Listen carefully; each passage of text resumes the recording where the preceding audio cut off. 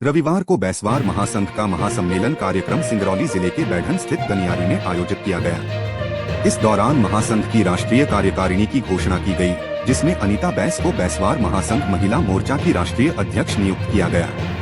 बताया गया कि अनीता बैस की सिंगरौली जिले के साथ साथ पूरे मध्य प्रदेश एवं पड़ोसी राज्यों उत्तर प्रदेश और छत्तीसगढ़ में बैसवार समाज के बीच मजबूत पकड़ और सक्रिय भूमिका रही है। उनके सामाजिक योगदान और महिला सशक्तिकरण के प्रति समर्पण को देखते हुए यह जिम्मेदारी उन्हें सौंपी गई। अनीता बैस की नियुक्ति बैसवार महासंघ के राष्ट्रीय अध्यक्ष रामलल्लू बैस एवं राष्ट्रीय संरक्षक रामसकल बैस की अनुशंसा पर राष्ट्रीय महासचिव हरिओम कुशवाहा बैस द्वारा की गई। परिक्षेत्रीय कार्यालय बरेली पर बरेली परिक्षेत्र के जनपद प्रभारियों, पुलिस उप महानिरीक्षक पुलिस अधीक्षक पीलीभीत, वरिष्ठ पुलिस अधीक्षक बरेली, वरिष्ठ पुलिस अधीक्षक बदायूं तथा पुलिस अधीक्षक शाहजहांपुर के साथ समीक्षा गोष्ठी आहूत कर निम्नलिखित बिंदुओं पर समीक्षा की गई।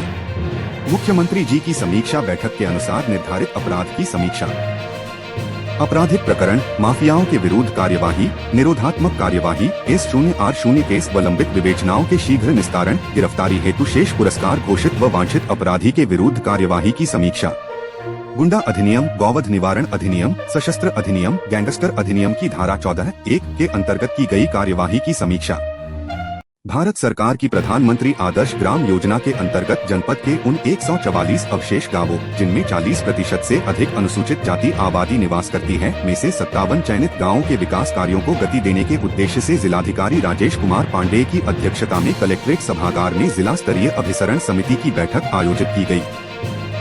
समाज कल्याण अधिकारी ने बताया कि योजना के अंतर्गत जनपद की 20 ग्राम पंचायतों को आदर्श ग्राम घोषित किया जा चुका है, जबकि 9 गांवों में विकासात्मक कार्य वर्तमान में प्रगति पर हैं। शेष चयनित गांवों के लिए तैयार की गई ग्राम विकास योजना एवं प्रस्तावित कार्यों के आगणन को समिति द्वारा अनुमोदन प्रदान किया गया। बाराबंकी जनपद के सफदरगंज थाना क्षेत्र के कस्बा रसौली में मंगलवार को शब-ए बारात त्योहार के अवसर पर शांति व्यवस्था बनाए रखने के लिए पुलिस ने विशेष इंतजाम किए। थाना प्रभारी अमर चौरसिया ने मस्जिदों और कब्रिस्तानों का जायजा लिया और लोगों से शांतिपूर्ण ढंग से त्योहार मनाने की अपील की। इस दौरान थाना प्रभारी चौरसिया ने कब्रिस्तान का दौरा किया। उन्होंने वहां धर्म गुरुओं और गांव के संभ्रांत लोगों के साथ चर्चा की।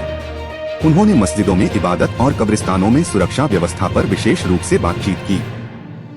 थाना प्रभारी अमर चौरसिया ने सभी से अमन चैन और आपसी भाईचारे के साथ त्योहार मनाने का आग्रह किया। उन्होंने पुलिस प्रशासन का सहयोग करने की अपील भी की। चौकी प्रभारी ने मस्जिदों और कब्रिस्तानों के आसपास पुलिस गश्त बढ़ाने का आश्वासन दिया। कानपुर एसजे महाविद्यालय में विश्व आर्द्र भूमि दिवस वर्ल्ड वेटलैंड डे की शुरुआत हुई। वहीं पर्यावरण संरक्षण, भूमि संरक्षण, नदियों तथा तालाबों के संरक्षण जैसे महत्वपूर्ण विषयों पर चर्चा हुई। इस कार्यक्रम के मुख्य अतिथि KLC institute of professional studies Unnao के तकनीकी निदेशक शिशिर अवस्थी रहे। कार्यक्रम का प्रारंभ सरस्वती वंदना के साथ दीप प्रज्वलित करके हुआ। मुख्य अतिथि शिशिर अवस्थी ने अपने संबोधन में आर्द्र भूमियों के महत्व पर प्रकाश डालते हुए बताया कि जैव विविधता संरक्षण, जल संतुलन एवं जलवायु नियंत्रण में महत्वपूर्ण भूमिका निभाती है। उन्होंने महाविद्यालय के छात्रों से पर्यावरण के प्रति जागरूक होकर संरक्षण के लिए प्रयास करने का आह्वान किया। सेमिनार में उपस्थित महाविद्यालय के छात्रों तथा अध्यापकों को विश्व आर्द्र भूमि दिवस के महत्व से सभी को अवगत कराया। उन्होंने बताया प्रदेश सरकार 1 डिस्ट्रिक्ट 1 वेटलैंड योजना पर भी कार्य कर रही है। थाना क्षेत्र के भभीसा कनियान मार्ग पर बिजली के तार चोरी होने की घटना सामने आई है। अज्ञात चोरों ने सुनियोजित तरीके से सड़क किनारे लगे लगभग 13 बिजली खंभों से तार चोरी कर लिए, जिससे पूरे क्षेत्र की विद्युत आपूर्ति पूरी तरह बाधित हो गई। अचानक बिजली गुल होने से ग्रामीणों के घरों में अंधेरा छा गया और दैनिक जीवन अस्त व्यस्त हो गया। बताया जा रहा है कि चोरों ने रात के अंधेरे का फायदा उठाकर इस वारदात को अंजाम दिया। सुबह जब ग्रामीणों ने बिजली आपूर्ति बंद देखी तो मामले की जानकारी विद्युत विभाग को दी गई। सूचना मिलते ही विद्युत विभाग के उपखंड अधिकारी आशीष श्रीवास्तव विभागीय कर्मचारियों के साथ मौके पर पहुंचे और घटनास्थल का निरीक्षण किया। मौके पर तार पूरी तरह गायब मिले, जिससे चोरी की पुष्टि हुई।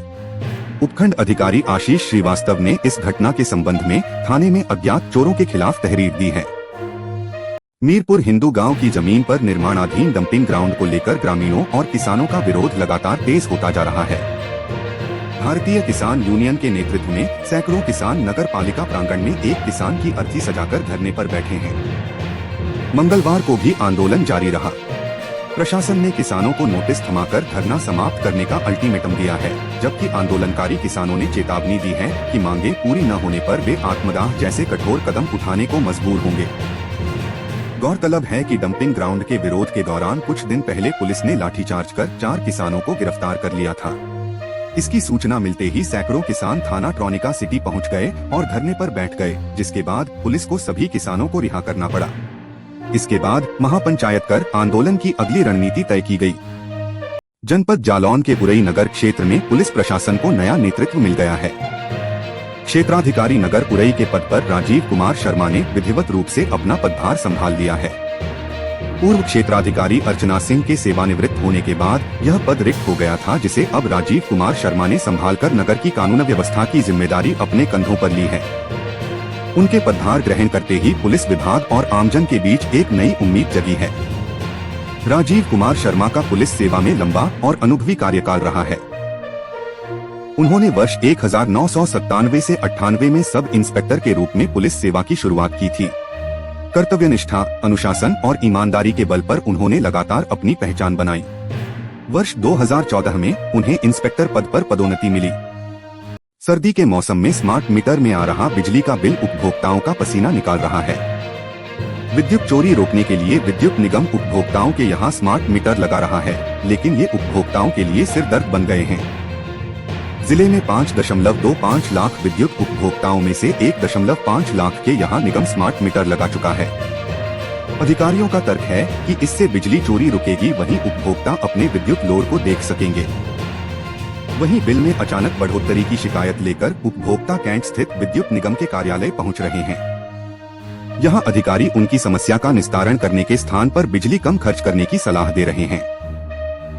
लखनऊ में यूपी फार्मा कॉन्क्लेव के दौरान मुख्यमंत्री योगी आदित्यनाथ ने एनकाउंटर पर सवाल उठाने वालों को जवाब दिया। उन्होंने कहा कि कानून से खिलवाड़ करने वालों पर सख्ती जरूरी है। यूपी में निवेश बढ़ा है और कानून व्यवस्था अब मजबूत हुई है। लखनऊ में यूपी फार्मा कॉन्क्लेव 1.0 का उद्घाटन कार्यक्रम है। इसमें सीएम योगी, उनके साथ डिप्टी सीएम ब्रिजेश पाठक भी पहुंचे। इस दौरान सरकार ने 11 कंपनियों के साथ टम्मअप किया। इसके तहत मेडिकल डिवाइस और नई दवाओं पर मिलकर शोध किया जाएगा। सीएम योगी ने संबोधित करते हुए कहा, अगर अपना व्यक्ति भी गलत करेगा तो उसके लिए भी वही कानून लागू होगा जो माफिया और अपराधी के लिए है। बहुत बार लोग टिप्पणी करते हैं कि पुलिस ने गोली क्यों मार दी।